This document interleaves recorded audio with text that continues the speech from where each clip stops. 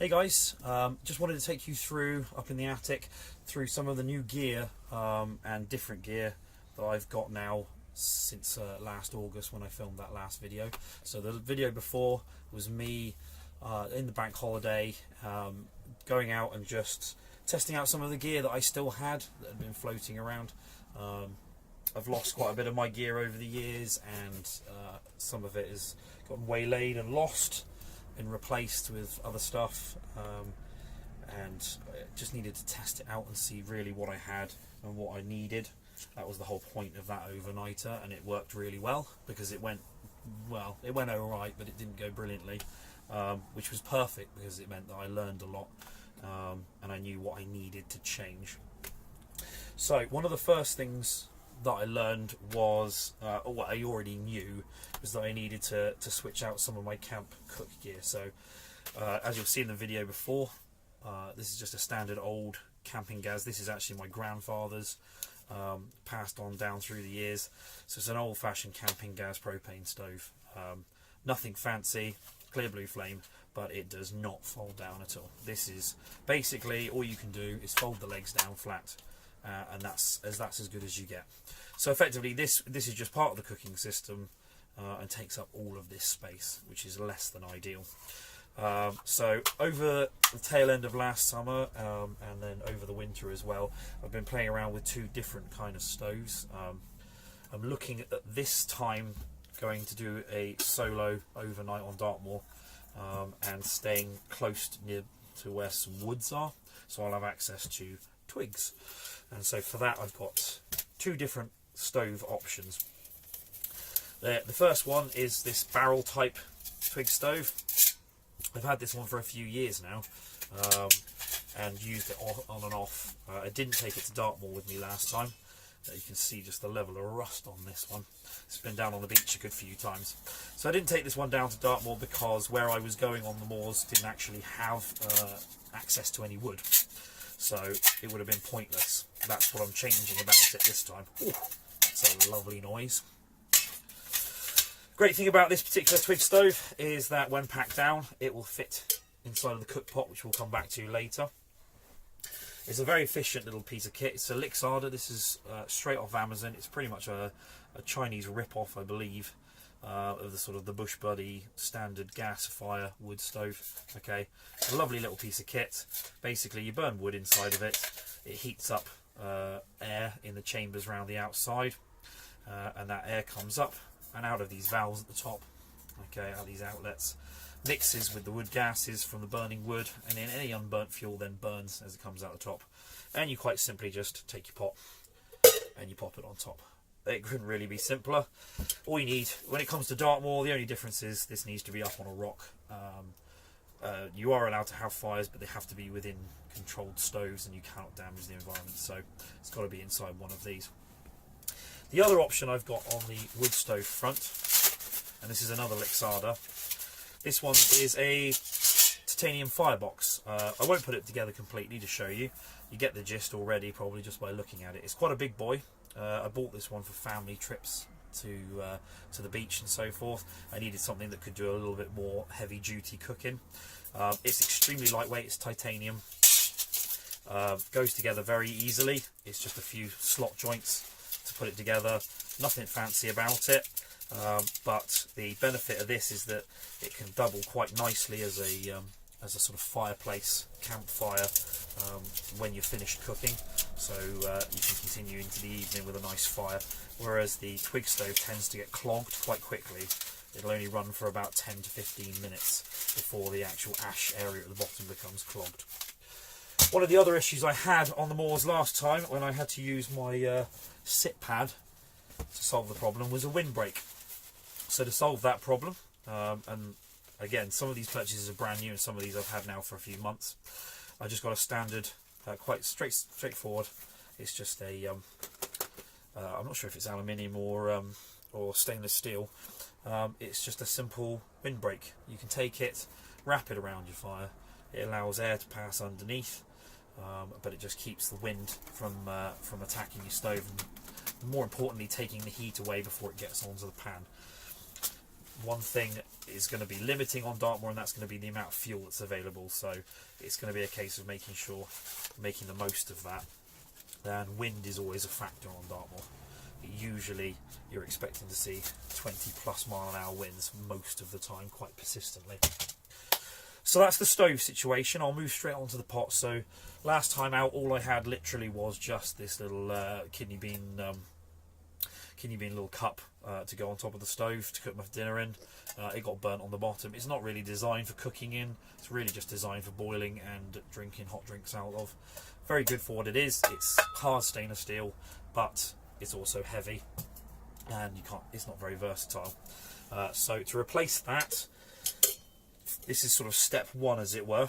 So this, as many of you will be familiar with, this is a Zebra billy can, made by Zebra from Thailand. This one's a 14 centimetre. The reason I got the 14 centimetre, and you're probably looking at that thinking that's a little bit on the large side. I'm obviously on the large side. I eat a lot of food, but more importantly, this is actually so that the Lixada stove can actually fit inside of it when it's packed down. So with the stove packed down, I can actually get the small inner dish, which is great for doing things like eggs. You can also double it up as a plate if you want to. I can get the stove inside and the cooking utensils and things like that, and eating utensils all in there in one go. But it's also large enough that I can take it down the beach with the family. We can cook up, you know, a big old pan full of pasta or something like that, or a stew over the campfire. It's got these plastic locking slaps at the side so that it can hold the lid on firmly so it won't tip over. It is a little bit frustrating. I don't know whether I'll keep them on there or not. When it comes time to wanting to take the lid off, you've got to drop the handle at all times, which is a little bit annoying, but we'll see how we get on with it. So that'll be interesting to try out. Mainly going to be using it for boiling water. I've got some boil in the bag meals for my next trip. So where I'm going to be staying, though I'm going to be able to lug quite a lot of gear in, I'm not going to be able to have, I don't want to be taking too many cooking items in with me. One of the two areas I want to try out camping on Dartmoor has got a flowing river, which will be perfect for washing out dishes afterwards, whereas the other is just a quarry with a small quarry, dirty quarry lake in the bottom, and I don't want to be adding to the dirt in that by washing my pots and pans. So water, hot water, and a boil in the bag meal. Water's left afterwards for a hot drink. That's fine by me. So that's the cooking mostly taken care of. On the eating front, I didn't really show it in the last video. It's just a very straightforward. You can get these anywhere. It's a very straightforward. It looks like a Swiss Army knife. And you fold out the spoon and the fork, and they unclip from each other. And you can swap the spoon out and have it as a knife instead. So you've got a knife and fork, and then the whole lot clips back together again. And when you fold them in, they hold on to each other. So the whole kit clips together, and it won't come apart. Nice and simple. I literally picked this up for a few quid from Lidl's in the UK. So that's the cooking taken care of. Let's put that to one side. So we've taken care of fire, fuel. I won't be taking the large water bottle this time, this one, though it's perfect obviously because it fits inside of that one, but because I'm not using this one, this is a rather heavy water bottle. It's stainless steel again, really sturdy, but not ideal for the job. So instead of that, somewhere around here, oh, there she is. So last time, the issue I had is, though I camped right next to a river, because it was so rainy at the time, it actually had washed a lot of the peatiness out of the soil, so the water had actually gone a deep red colour. So though I was intending to simply take some river water and boil it down to be drinking it, in actual fact it would have still been pretty nasty water even after it was boiled. It would have been fairly sanitary, but there would have been some heavy metals and peat and whatnot in it, and it just wouldn't have tasted nice. So nothing fancy, just a straightforward, this is one of the modern sort of nano filter water filtration bottles. You can fill this one up, and I specifically got one that is has got a squeezy bottle, so I can use this both as a drinking bottle, and I can also fill it up with water from the river and then pour it out, squeeze it out into my pan for cooking when the time comes. So as I said, this will be absolutely vital with the quarry lake, because that water is stagnant, it is sat still. It's not running flowing water at all. Okay, so this will be vital for that, otherwise I won't have a source of water. For the site that I'm looking at that's near the river, I'll probably still use it, but to be honest, you don't need to worry too much about it. It's a much smoother flowing river. Sit pad last time worked perfectly, but to be honest, I just got fed up with being sat on the floor for too long. I had wanted for some time to get a small camp chair, but the issue I had always was they always had a maximum load of 75 kilos, and I'm not 75 kilos, I'm about 100.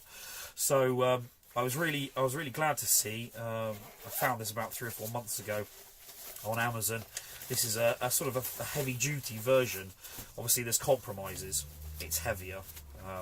It's quite heavy duty steel on all the poles.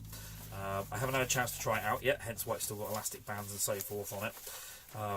But I'm really looking forward to being able to actually sit down at the campsite once I've set up in the evening, sit down in front of the twig stove and be able to actually sit in a chair rather than sitting on the floor, which would always be nice. Later on in the evening, I discovered that the wonderful sleeping bag I had, that as I said in the video, was supposed to be rated down to a comfort level, I think it was either 4 or 2, and it was able to go extreme down to like -4 or 5. Well, it was 7 degrees that night on Dartmoor and I was cold, so sleeping bag had to be replaced. This was only a cheap one from Lidl's that I'd bought to replace things. So straight after I came back, I immediately went out and purchased 2 new sleeping bags. There was a sale going on at Mountain Warehouse, and I wanted a couple of different options, plus I wanted one for the missus if she wants to come with me. So the first one is the Microlite 1400. This is a 1.9 kilo bag. It's a 3 to 4 season. It'll go comfortably down to about -4, and it'll take an extreme down to -21. So that's kind of more for the sort of colder winter periods.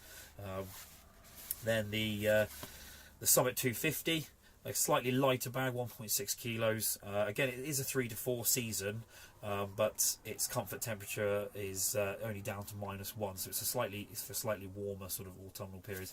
This is probably the one I'm going to take with me this coming weekend, just because I don't think I'm going to need it. It's due to get down to about 5 degrees at night, so I don't think I'm going to need all of that extra insulation.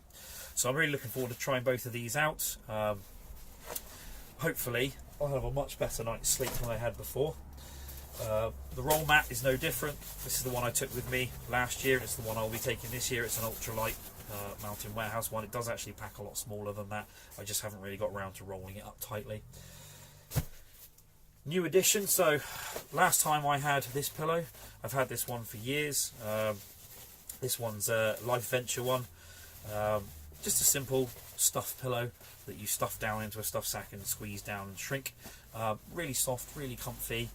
A little bit slick on the outside, which tends to make your head a little bit sweaty. But the real issue I had with it was it doesn't offer a lot of support. I've got a big head. It's heavy, and when I lie down, it goes flat. So I end up having to roll it up and stuff other things under it, and I just don't end up having a particularly good night's sleep, which isn't particularly fun. So today's new purchase, picked up a couple of extra bits today, but this was the one I was really after. So this is an Outwell Conqueror pillow. Okay, so obviously it's a lot larger to start with, so it's got a nice padded down to either side. It's got a slick surface on one and a slightly more soft kind of plush material on the other side. And quite simply, it's got an air bladder in the middle. So you can inflate it up to whatever size you want it to be and however firm you want it to be. And then it still leaves you with a nice soft touch on the outer side. So it still feels kind of like a pillow. Doesn't feel like you're just sticking your head on top of a bag. There are other options out there. You can get ones that are made out of the same sort of material as sleeping pads, except that they're about 4 times as thick. They just kind of look like you're sleeping on a brick. This is about 320 grams. I'm willing to take the weight on it. The lightest ones I've seen out there are about 150 grams. 150 grams is nothing. I'm a big lad. I can carry extra weight if I need to. I'd rather have a nice comfortable pillow, and it's been a while since I've had a nice comfortable pillow. Right guys, sorry for the cut there. The phone started ringing. So one of the main issues I had last year was water getting inside my rucksack. So I've got myself straight away again when I went out to Mountain Warehouse when they had the sale on. I also went out and grabbed these bag liners. So this is a large bag liner, big enough to be able to go inside my rucksack. Okay, so it's large enough to go inside my rucksack and take everything in it. I wanted one that was quite large anyway because it's good for kayaking and other things as well to keep stuff dry. So that's going to come in really handy. I can either use that or, as I said in the previous video, I could use the emergency bag as a liner inside the bag, which is a little bit harder to seal things up at the top at the end. And for sorry guys, phone rang again. So for the side pockets, I've also got these smaller bags, which means that I can put some emergency clothes, food or anything like that, but I don't want getting completely soaked into the side pockets of the bag, and these will keep them dry as well. So I've kind of got the whole water situation completely covered off, hopefully.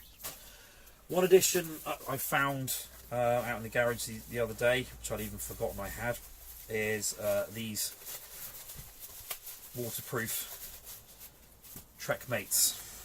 Basically just over gloves, go on the top of your normal gloves and give you a nice waterproof glove.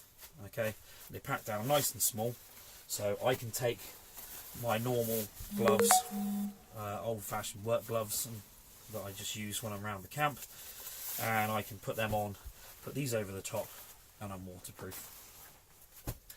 So last but not least is a lantern.